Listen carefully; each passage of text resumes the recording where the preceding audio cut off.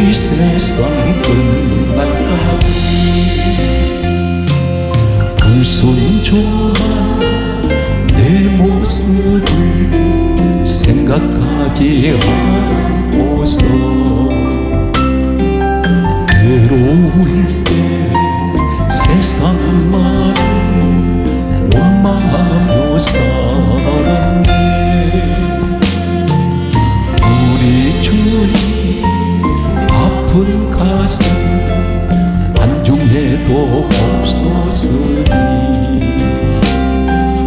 먼 길 떠나 가는 발길 무겁고 괴로웠네. 나의 주여 이제 용서하소서. 이제는 그 사랑 이 세상 끝날까지 눈을 감고 조용히 생각을 해보니 지금까지 살아온 게 주님이 인도했네. 외면하지 않으시는 우리 주님 때문에 눈물로 살아온 게 웃음으로 변했네. 나의 주여 이제 용서하소서. 이제는 그 사랑 전날이 이 세상 끝날까지 너 시험을 당해 멈추지 말고 너 용기를 다해 눈물 비춰라. 너 시험을 이겨 새 힘을 얻고 주 예수를 믿어 늘 승리하라. 우리 구주의 힘과 그의 위로를 빌라. 주님 내 편에 서서 항상 도우시니 내 친구를 삼가 잘 선택하고 너 은행을 삼가 늘 조심하라. 너 열심을 다해 늘 충성하고 온 정성을 다해 봉사하라. 우리 구주의 힘과 그의 위로를 빌라. 주님 내 편에 서서 항상 도우시니 잘 이기는 자는 상 주시니 너무 낙심치 말고 늘 전진하라. 내 구세주 예수 힘 주시니 주 예수를 믿어 늘 승리하라. 우리 구주의 힘과 그의 위로를 빌라. 주님 내 편에 서서 항상 도우시니. 우리 하나님께 박수를 영광 돌리겠습니다.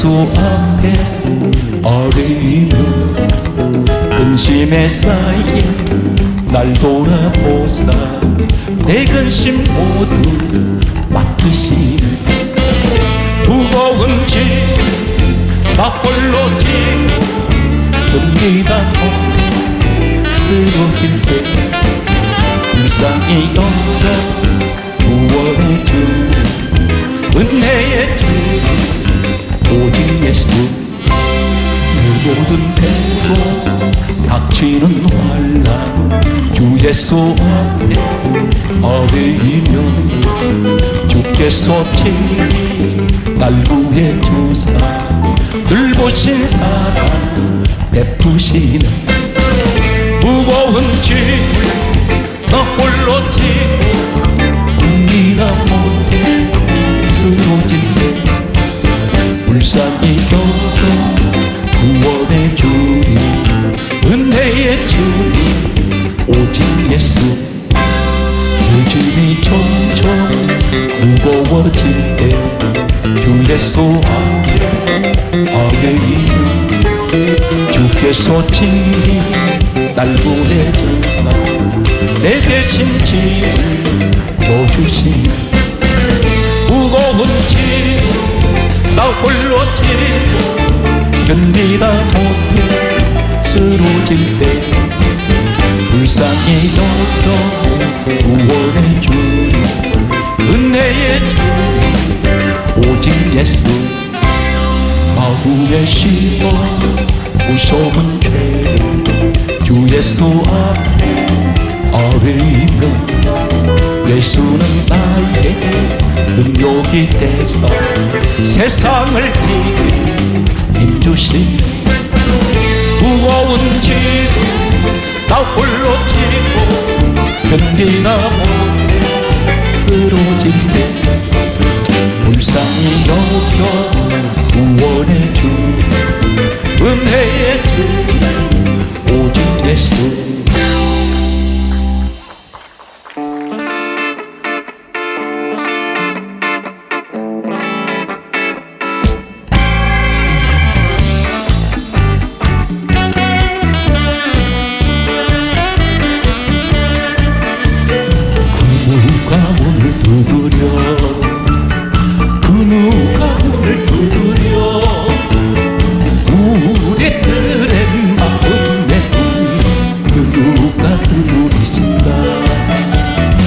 예수님 같아 그 누가 문을 두드려 예수님 같아 그 누가 문을 두드려 우리들의 마음 내 문을 그 누가 두드리신다 성도여 문을 열어라 성도여 문을 열어라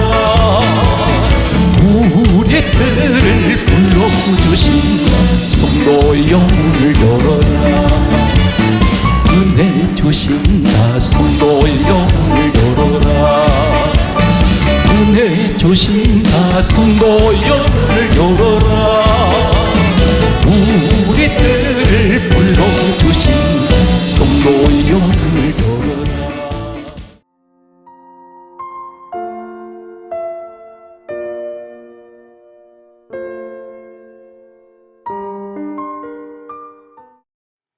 주목합니다. 오늘 이 자리에 여러 가지 살아오신 동안 수많은 인생의 발자국을 돌아보면 얼룩져 있습니다.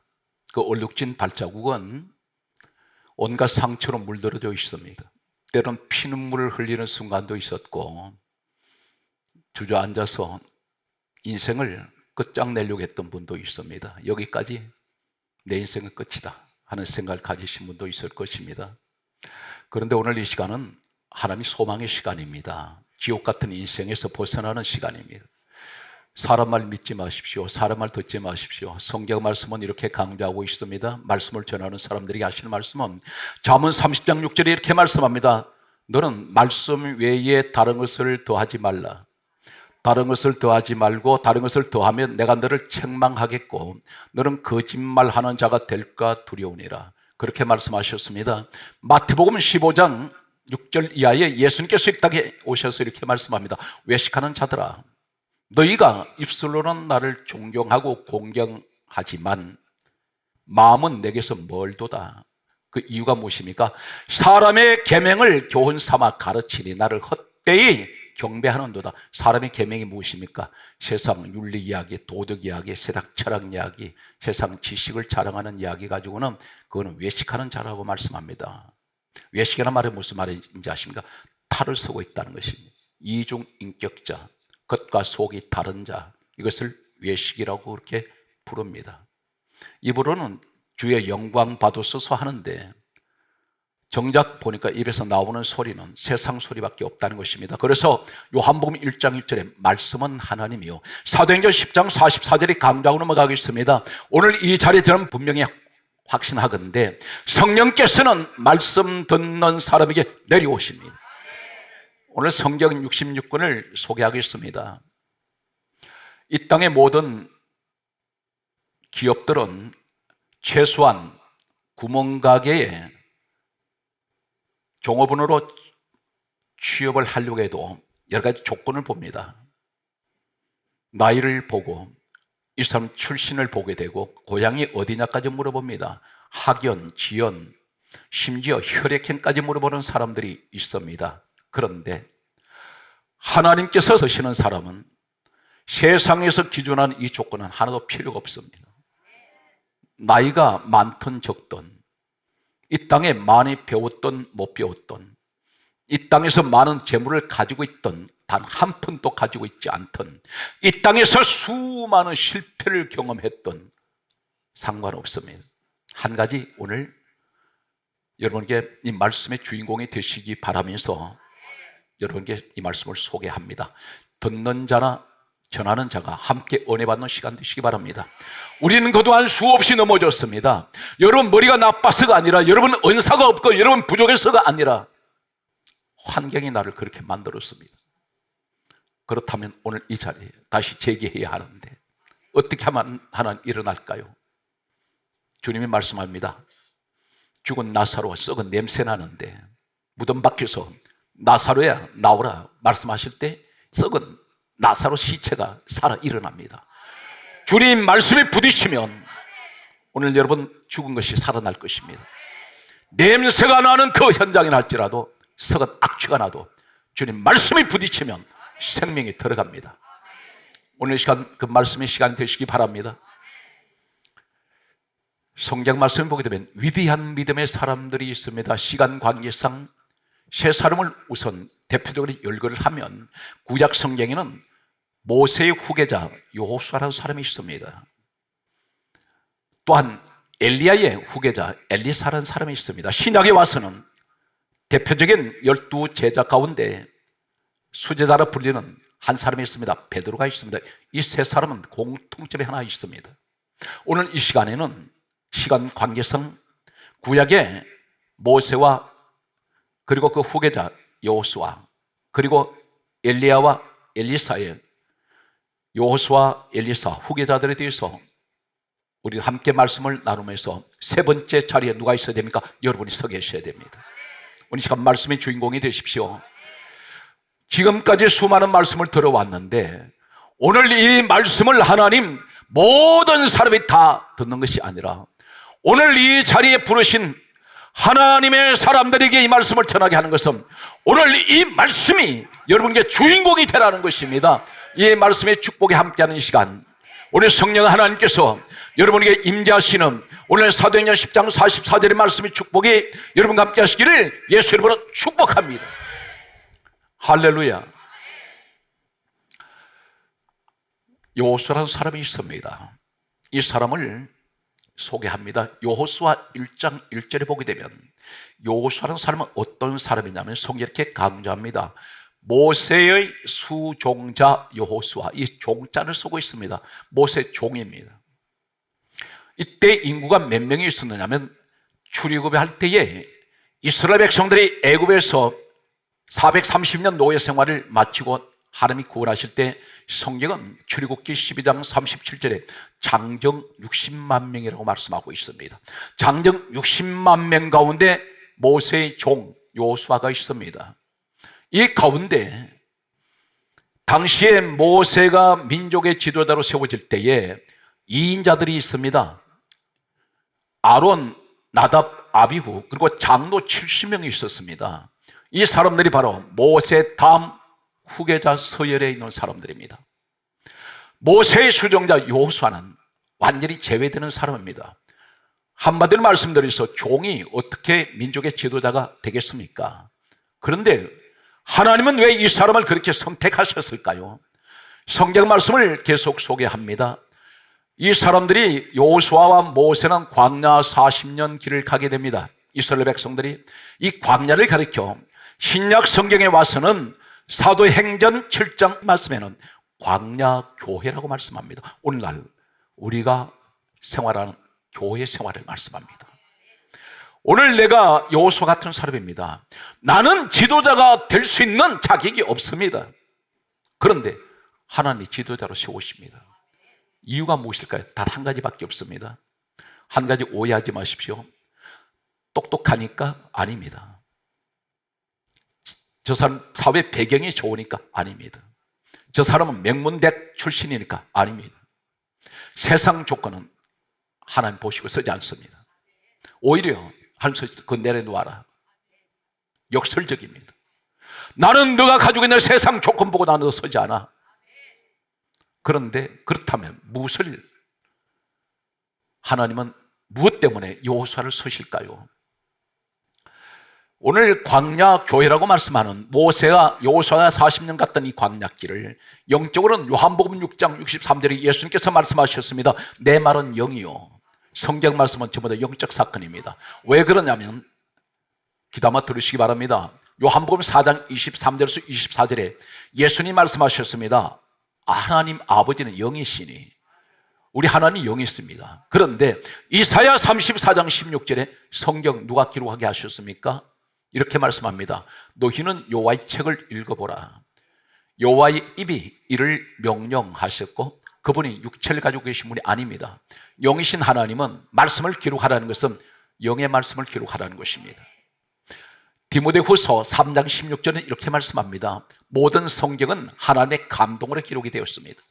전 성경 우리가 가지고 있는 66권은 전부 다 영적인 말씀을 의미하고 있습니다. 그래서 광야를 가리켜 신약에는 광야 교회라고 말씀을 하고 있습니다. 한 사건이 일어납니다. 광야에서 일어난 한 사건, 어떤 사건입니까? 오늘 모든 교회에 섬기시는 여러분 교회에서 일어나는 사건이라고 할 수가 있습니다. 영적으로 보게 되면 이 사건이 어떤 사건이냐면 하나님께서는 광야로 모세를 불러내신 후에 시내산으로 올라와서 십계명을 주시게 됩니다. 이 사건에서 출애굽기 24장 1절에 보게 되면 여러분 잘 알고 계시다시피 시내산 꼭대기에서 하나님은 모세만 만나셨습니다. 그런데 이상한 말씀을 합니다. 여기서 미리 말씀드리면 하나님은 모세 다음에 세울 후계자를 이때 찾고 계셨습니다. 하나님이 사람 찾는 방법이 대단히 특이합니다. 어떤 일이 있을까요? 출애굽기 24장 1절 말씀에 보게 되면 하나님께서 시내산으로 올라오라고 모세에게 말씀하시면서 한 사람 한 사람을 이름을 지명을 하십니다.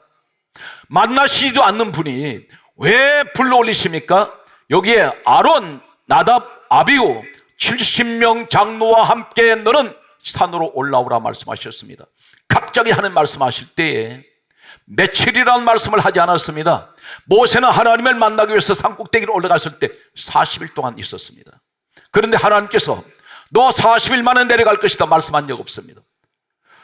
사람들은 영문을 모르고 올라가게 됩니다. 이때 출애굽기 24장 13절 말씀을 보게 되면 성경에 이렇게 강조합니다. 모세가 여호수아와 함께 올라가면서 출애굽기 24장 14절에 다음 같은 말씀을 하십니다. 모세가 뭐라고 말했냐면 산 중턱 어느 지점에 왔을 때에 아론, 나답, 아비후 70명 장로에게 하는 말이 너희는 우리가 돌아오기까지 여기서 기다리라 했습니다. 산중턱 어딘가 기다려야 합니다. 머물러 두고 모세는 여호수아를 데리고 산꼭대기로 올라가다가 모세는 산꼭대기로 바로 올라가고 여호수아가 산 꼭대기 아래 지점에 기다리게 됩니다. 일행이 세 군데 머물러 있습니다. 73명은 산 중턱 어딘가에, 그리고 여호수아는 산 꼭대기 밑에 어딘가에, 그리고 모세만 산 꼭대기에 올라가서 하나님을 만나 뵙게 됩니다. 이때 율법을 받게 되는데, 십계명을 받게 되는데, 여기에서 40일 동안 머물게 됩니다. 이 사람들은 산에 올라갈 때 준비가 없었습니다. 상식적으로 생각할 때 하루 만에 내려올 수 있다고 생각했는지 모릅니다. 아니면 며칠 있다가 내려올리라고 생각했는지 모릅니다. 그러다 보니 이곳은 신의 산은 풀 한 포기가 자라지 않습니다. 낮에는 폭염이 내려 쪼입니다. 밤에는 날씨가 영하로 떨어집니다. 야행성 동물들이 우글거립니다. 물이 없습니다. 그들이 물을 준비하고 올라갔어도 하루 이틀 마실 물이 있었는지 모릅니다. 먹을 양식이 없습니다. 하루가 가고 이틀이 가고 열흘이 지나고 20일이 지나가는 동안에 모세는 간감무소식입니다. 이 사람들 생각에 모세 하나님께서 데려가셨는지 죽었는가 보다.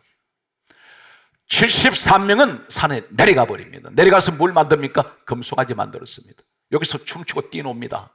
그런데 성경 말씀을 보게 되면 모세가 40일 만에 내려올 때에 성경이 이렇게 강조하고 있습니다. 출애굽기 32장 17절에 보게 되면 여호수아만 그 자리에 있었습니다. 여기서 주목합니다. 하나님이 사람을 찾으실 때에 모세만 산꼭대기에서 만나신 것이 아니라 동시에 여호수아도 보셨고 73명도 보셨습니다. 분명 모세가 말하기를 73명에게 너희는 우리가 여기 돌아올 때까지 기다리라 했습니다. 그런데 그들은 기다리지 않았습니다. 자리 이탈해버립니다. 끝까지 남아있었던 사람, 똑같은 환경입니다. 하나님 무엇을 보셨냐면 여호수아를 보실 때에 저 아이는 저 똑같은 환경에서 열악한 목이 마르고 갈증이 오고 짐승들이 우글거린 그곳에 도망가지도 않고 기약도 없는데 모세가 자기 주인 내려올 때까지 40일 동안 버티고 그 자리에 꼼짝하지 않는 거 보시고 내가 저 아이를 써야 되겠다 보신 거예요.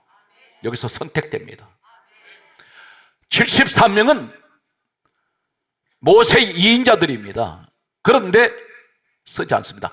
깜짝 발탁을 하시는데 놀라운 사실은 민수기 27장 18절에 어느 날 갑자기 모세가 떠나기 전에 하나님 이렇게 말씀합니다. 청천벽력 같은 어느 누구도 예상하지 못했습니다. 여호수아 자신도 전혀 꿈도 꾸지 않았습니다. 그런데 갑자기 하시는 말씀이 민수기 27장 18절에 모세에게 하나님께서 오늘 갑자기 이렇게 말씀합니다.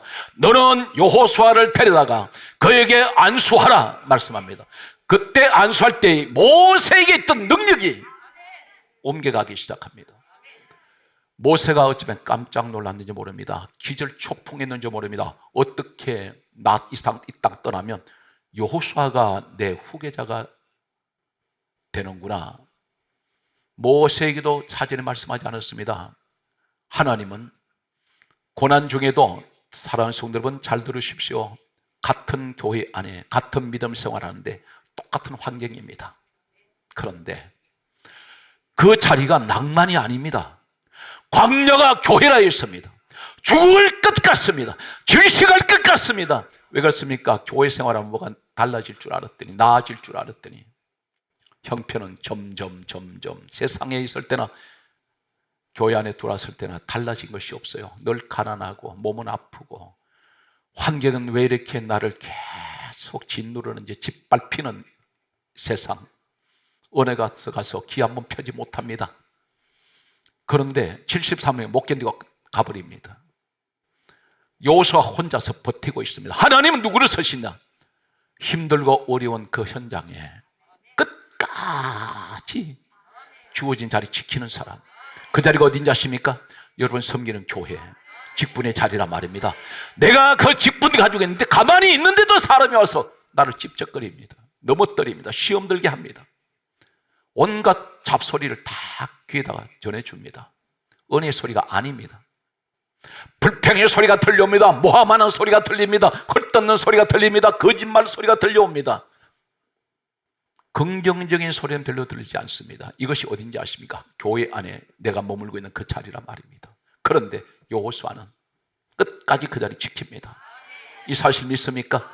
이것이 바로 믿음의 자리, 끝까지 지키는 그 자리에 머물렀더니 하나님께서 어느 날 예고 없이 하나님 마음에 품고 계시다가 모세 땅 떠날 때가 되었을 때 여호수아에게 안수하라 말씀하시면서 성경에 공식적으로 여호수아는 안수 2번 받습니다. 신명기 34장 9절 말씀을 보게 되면 모세가 120세로 떠나려고 할 때에 성경 간주합니다. 모세가 여호수아에게 또 안수합니다. 종이 민족의 지도자가 되었을 때 어제까지만 해도 어쩌면 잠시까지만 해도 60만 장정들이 볼 때 너 모세 너 종 아니냐? 그런데 네가 어떻게 우리 민족의 지도자가 될 수 있어? 이렇게 할 수 있습니다. 그런데 하나님의 영이 강하게 여호수아에게 임할 때에 모든 사람이 두려워합니다. 오늘 사랑하는 성도 여러분, 낙심하지 마십시오. 여러분 가정이 힘들고 어려운 가정입니다. 그런데 그 가정 내가 지켜야 됩니다. 아버지 자리 지키고 어머니 자리 지킬 때에 그 자리가 결코 낭만은 아닙니다. 감성에 젖어서 내가 옛 추억을 더듬는 그런 자리가 아닙니다. 중요한 것이 뭡니까? 죽고 싶습니다. 온 기력이 다 빠집니다. 탈진합니다. 쓰러질 것 같습니다. 특히 가장이라는 이름을 가진 아버지, 남편, 이분들이 지금 얼마나 생존 경쟁의 시대인지 아십니까? 총칼 없는 전쟁을 하는 곳에 가장은 그곳에 나갑니다. 힘들게 지쳐서 쓰러질 것 같은데 나 혼자라면 포기해버리고 싶습니다. 근데 내게는 아내가 있고 자식이 있습니다. 때로는 정말 나가기 싫은데 가야 합니다. 죽고 싶습니다. 그런데 그 현장에 가서 내가 일을 해야 가정을 살릴 수 있기 때문에, 그런데 그럼에도 불구하고 사랑하는 성도 여러분, 여러분이 여호수아가 되십시오. 그 자리 지키십시오. 그럼 반드시 어느 날 하나님께서 상상 못하는 놀라운 축복이 오늘 이 말씀을 듣는 여러분에게 임하시기를 예수님으로 축복합니다. 할렐루야. 성경 말씀은 이렇게 강조합니다. 여호수아 1장 5절에 어쩌면 갑자기 민족의 지도자로 세워졌을 때에 여호수아가 얼마나 당황하고 두려웠는지 모를 것입니다. 그런데 하나님께서 여호수아에게 이렇게 말씀합니다. 여호수아 1장 5절에 하신 말씀이 너의 평생에 너를 능히 대적할 자가 없으리니 내가 모세와 함께 있었던 것 같이 내가 너와 함께 있을 것이라. 오늘 이 말씀을 듣는 여러분들이 우리 하나님께서 함께 하시는 축복의 주인공이 되시기를 주의 손으로 축복합니다. 너 평생에 너를 능히 당할 자 없을 것이다. 내가 모세와 함께 했던 같이 내가 너와 함께 할 것이야.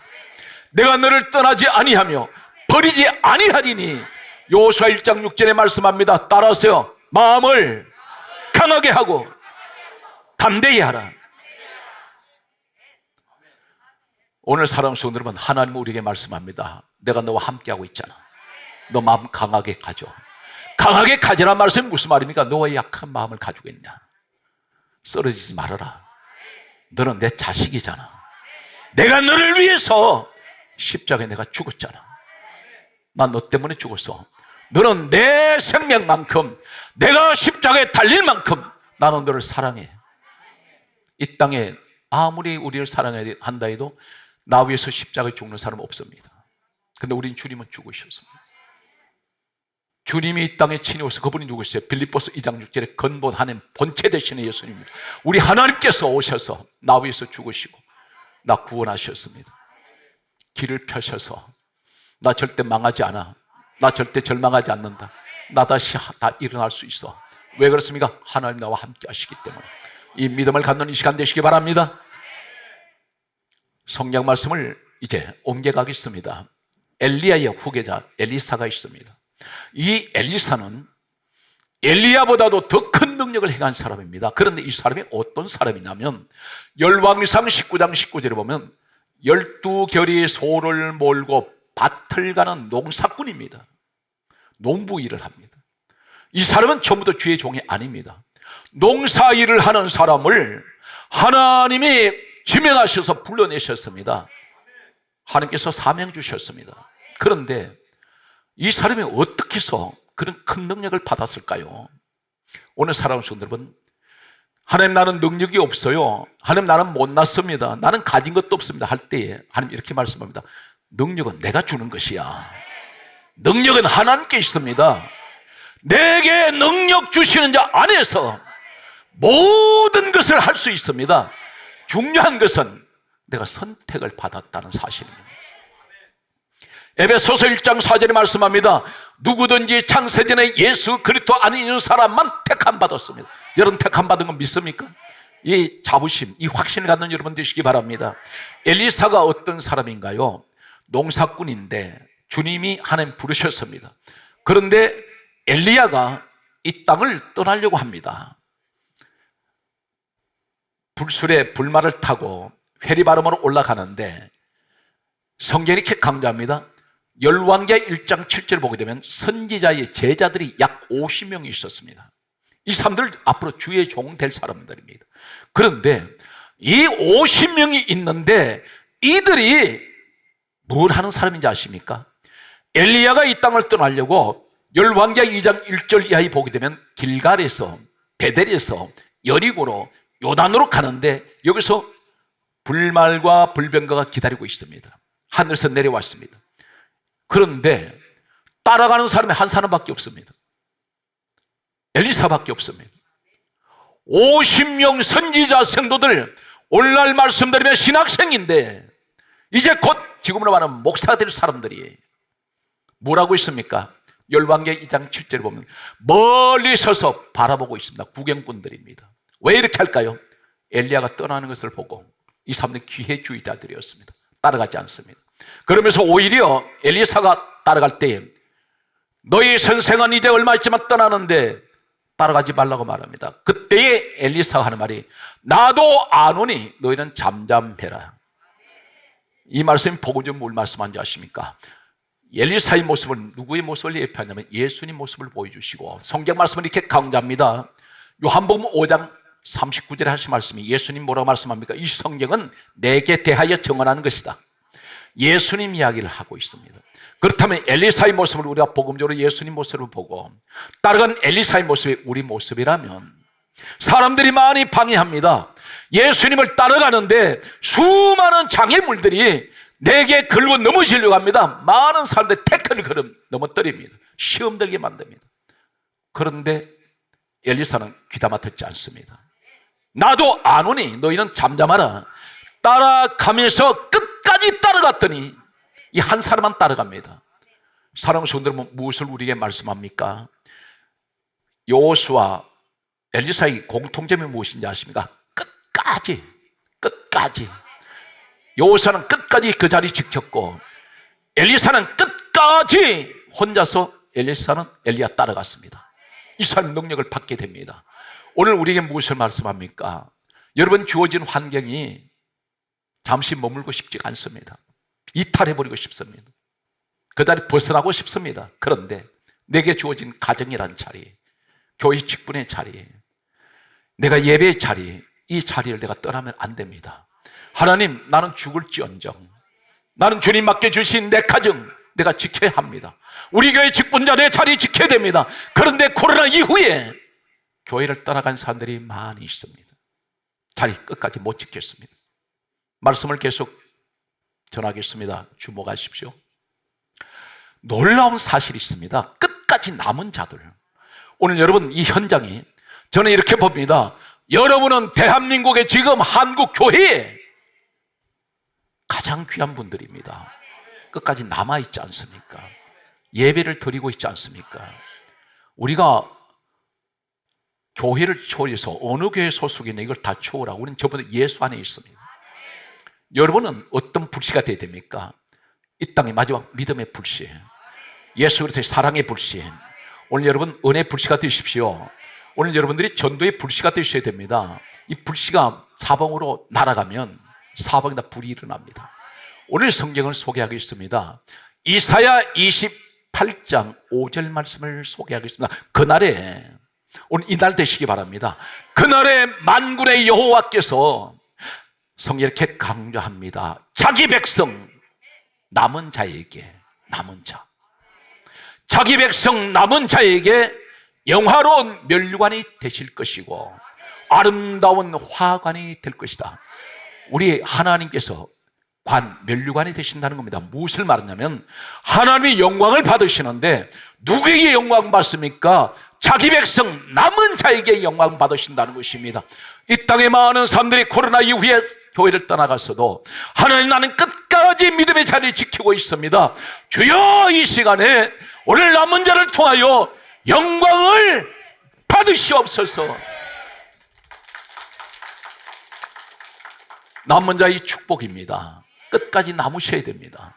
성경 말씀은 이렇게 강조하고 있습니다. 이사야 46장 3절 말씀에 잘 들으십시오. 얼마나 큰 축복인지 아십니까? 여러분 지금 혼자가 아닙니다. 여러분 따로 떨어져 있는 외로운 사람이 아니에요. 이 말씀을 꼭 기억하시기 바랍니다. 이사야 46장 3절 이렇게 말씀합니다. 야곱의 집이여, 이스라엘 집에 남은 모든 자여, 너는 배에서 태어남으로부터 너는 내게 안겼고 너는 내게 업힌 자요. 놀라운 말씀입니다. 하나님 안고 계신다는, 업고 계신다는 겁니다. 이 업었다는 의미가 뭔지 아세요? 너무너무 사랑스럽고 너무너무 귀하다는 것입니다. 누가? 남은 자가. 수많은 이단으로부터 하나님, 나는 오직 예수 그리스도 안에서 남아 있습니다. 많은 사람들이 교회를 떠났어도 나는 끝까지 남은 자입니다. 하나님, 우리 가정이 힘들어도 나는 끝까지 그 자리 지키고 있는 남은 자입니다. 이 믿음의 남은 자. 내가 너를 안고 있고 내가 너를 업고 있어. 하나님이 안고 계십니다. 업고 계세요. 성경 말씀은 이렇게 강조합니다. 이사야 46장 4절에 말씀하시기를, 우리에게 하시는 말씀이, 너 노년이 이르기까지 그리하겠고 나이가 들 때까지 백발이 되기까지 내가 너를 품을 것이다. 암탉이 알을 품듯이 날개 아래 품으시겠다는 것입니다. 오늘 사랑하는 성도 여러분, 히로시마에 원자폭탄이 일본에 투하된 적이 있습니다. 히로시마가 완전히 잿더미로 변해버렸습니다. 그때에 세계 종군 기자들이 히로시마에 원자폭탄이 투하되고 난 후에 취재를 하기 위해서 잿더미가 되어버린 히로시마 시내를 취재를 하기 시작했습니다. 기자들이, 일행들이 어느 골목을 지나가는데 새까맣게 타버린 물체 하나가 길 옆에 있었습니다. 기자가 발로 툭 찼습니다. 찼더니 그 속에서, 새까맣게 타버린 물체 속에서 병아리 7, 8마리가, 노란 병아리들이 삐약삐약 하면서 기어 나왔습니다. 그 새까맣게 타버린 그 물체는 바로 새끼들을 품에 안고 날개 아래 안고 대신 타 죽은 어미 암탉이었습니다. 우리 예수님은 우리를 안으시고 대신 죽으셨습니다. 오늘 여러분, 하나님의 큰 축복이 여러분에게 주어졌다는 사실을 믿으세요.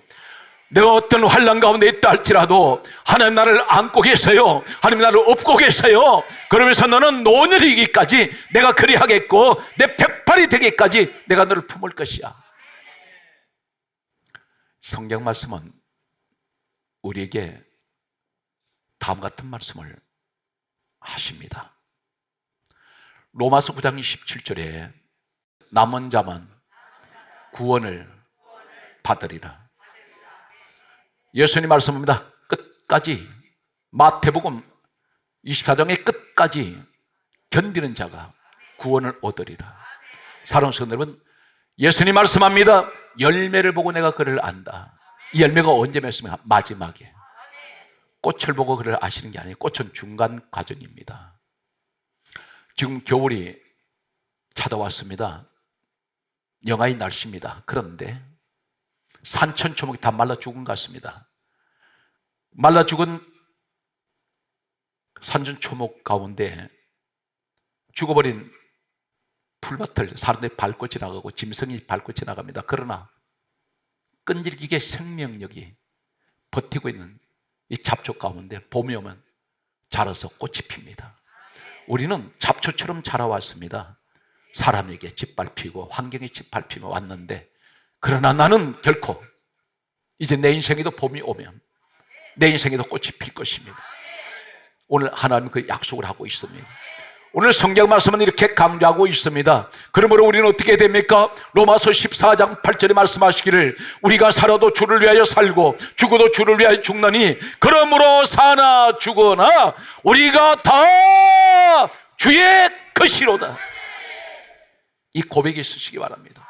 나는 살아도 주를 위하여 살고 나는 죽어도 주를 위하여 죽습니다. 그러므로 사나 죽으나 주의 것입니다 할 사람은 어떤 역경이 있어도 그 다리 지킵니다. 죽음을 각오하는 자리입니다.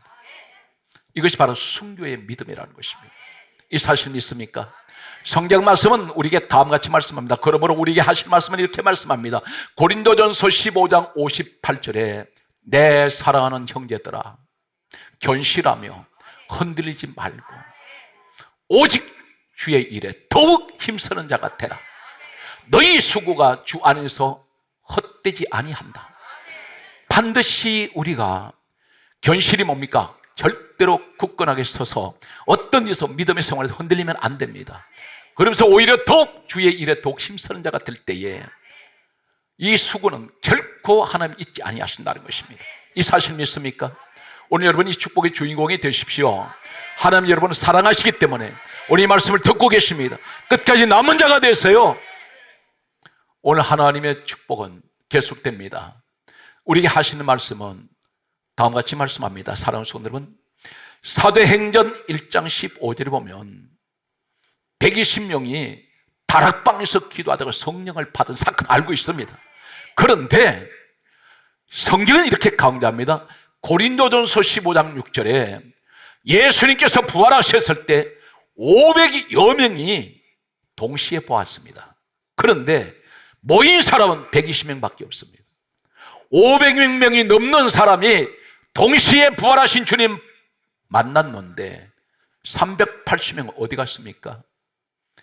120명 다락방에 모인 이 사람들이 열흘 동안 기도하다가 끝까지 그 자리 지켰다가 불 받습니다. 성령 받습니다. 능력 받습니다. 바람 역사, 불의 역사가 임합니다. 이 사람들이 지금 온 천하에, 온 세상에 복음을 전하게 된 시작이 여기서부터 출발됩니다. 성령 사건 있고 난 후에 380명 이 사람들은 어디로 갔는지 모릅니다. 부활하신 주님 만났습니다. 똑같이 만나도 오늘 이 시대가 똑같습니다. 500명 가운데서 380명은 떠나간 사람들, 남아있는 120명, 하나님 남아있는 사람을 통해서 일을 하세요. 오늘 바로 그 주인공이 여러분이란 사실입니다. 사랑하는 성도 여러분, 여러분 섬기는 교회에 어떤 일이 있어도 떠나지 말고 그 자리 지키세요. 여러분이 그 자리 떠나버리면 그 자리 대신할 사람이 없습니다.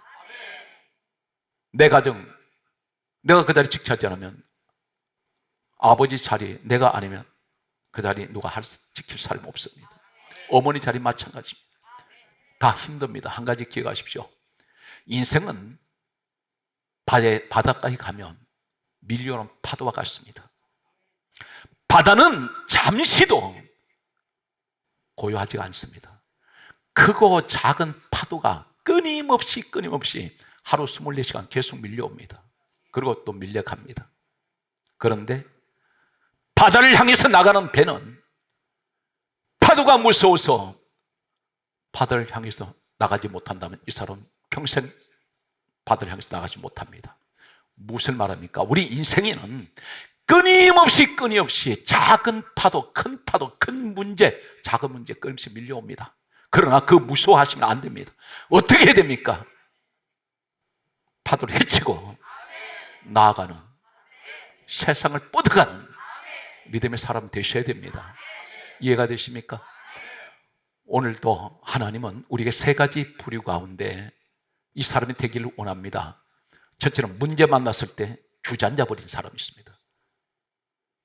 포기해버립니다. 또 한 부류는 문제를 만났을 때 도망가려고 합니다. 피해버리고 싶습니다. 하나님이 원하는 사람은 어떤 사람입니까? 믿음의 사람은 문제를 만났을 때 정면으로 문제를 향하여 달려가는 사람입니다. 누구와 같이? 다윗같이 골리앗을 향해서 달려갑니다. 골리앗 무너뜨려져 버립니다. 이건 게임이 될 수가 없어요. 상대가 안 됩니다. 그런데 하나님이 함께 하시니까 다윗이 뭐라 말합니까? 너는 칼과 창으로 내게 나아오거니와 나는 만군의 여호와 이름으로, 복음조로 나는 예수의 이름으로 내게 나아가노라.